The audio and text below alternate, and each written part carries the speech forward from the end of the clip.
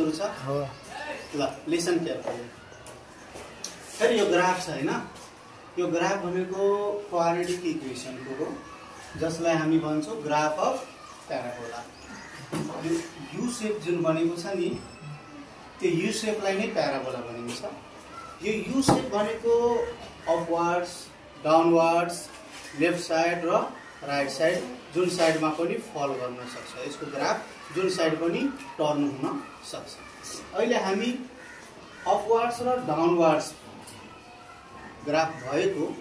प्याराबोलाको graph कसरी निकाल्ने प्याराबोलाको equation कसरी निकाल्ने यो ग्राफबाट इक्वेसन कसरी बनाउने भन्ने कुरा सिक्दैछौँ ठीक छ this is x axis and this one is y axis यो यु शेप ग्राफको यो जुन लास्टको प्वाइन्ट छ नि लास्ट प्वाइन्टलाई हामी टर्निङ प्वाइन्ट भन्छौँ लास्ट प्वाइन्टलाई के भन्छौँ टर्निङ प्वाइन्ट र टर्निङ प्वाइन्टलाई भर्टेक्स पनि भनिन्छ vertex is denoted by h and k x component is h and y component is k हैन भनेपछि vertex को भ्यालु कति छ -1, -1,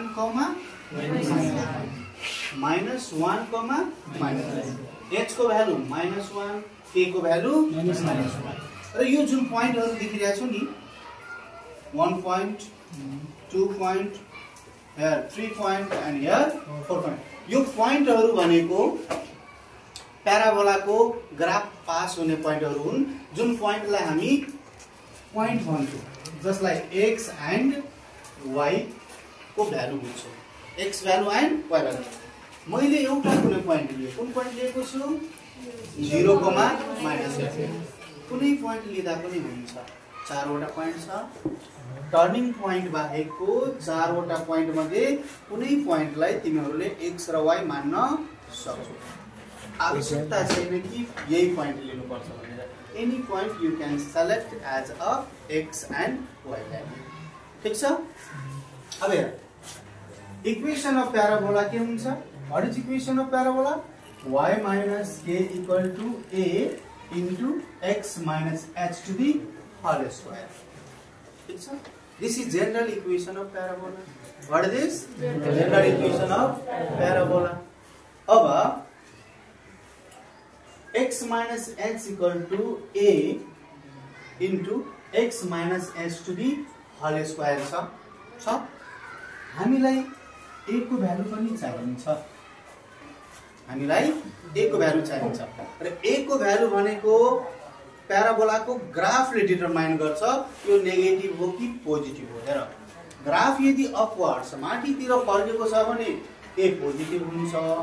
तलतिर फर्केको छ भने नेगेटिभ हुन्छ तलतिर फर्केको छ भने नेगेटिभ हुन्छ माथितिर फर्केको हुन्छ भने पोजिटिभ हुन्छ यस जहिले पनि यदि ग्राफ तलतिर छ भने ए नलेखेर त्यो ठाउँमा -a लेख्नु त्यसको फर्मुला के भइहाल्छ माइनस र माथितिर छ भने ओके अब यो इक्वेसनमा suppose this is equation first यो इक्वेसनमा हामीले hk र xy दुईटैको भ्यालु हाल्नु putting the value of hk and xy in equation first h को भ्यालु -1 र k को value -1 here y minus k y को भ्यालु कति छ -8 and k को भ्यालु कति छ minus and minus become +9 okay same a को भ्यालु त यहाँ हालेको छैन हामीसँग छँदै छैन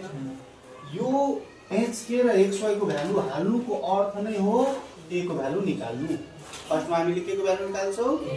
भ्यालु निकाल्छौं अब यहाँ पनि x minus h को होल स्क्वायर x is 0 र h is -1 त माइनस माइनस के भइहाल्छ +1 to the whole square now simplify 9 minus h 1 equal to a into 0 plus 1 to the whole square is 1 square is 1 1 square equal to 1 therefore what is the value of a 1 को value कति आयो 1 अब a को value आइसकेपछि same a को value र h k को value हेर a a को भ्यालु र hk को भ्यालु फेरि इक्वेसन फर्स्टमै हाल्दिनु। यसमा अब xy को भ्यालु नहाल्ने, हामीले इक्वेसन निकाल्नु छ। That's why put the value of hk and a in equation first. Now y minus minus plus 9 equal to value of a is 1 and x minus h minus minus plus 1 to the whole square. यो भनेको a plus b को whole square भयो। a plus b को whole square, which is multiply by a is same value. That's why multiply by a is equal and it becomes x plus 1 to the whole square. X square plus 2x plus 1. Now simplify. Minus 9 लाई त्यो side लगिदियो भने plus 1 minus 9. Minus 9 plus 1 भनेको कति भइहाल्छ? Minus 8 भइहाल्छ and this is the value of y. Y equal to x square plus 2x minus 8 equal to 0. Clear? जहिले पनि यो इक्वेसन लिने, यो इक्वेसन को फर्मेट मैले दिएको जुन क्लासमा छ a into x minus h to the whole square plus k जुन छ नि त्यो प्लस के लेफ्ट साइड ट्रान्सपोज भएर माइनस के आको हो। यो पनि युज गर्न सकियो, यो पनि युज गर्न सकियो, सेम फर्मुला हो है। Is that clear or not? Clear? Okay, thank you.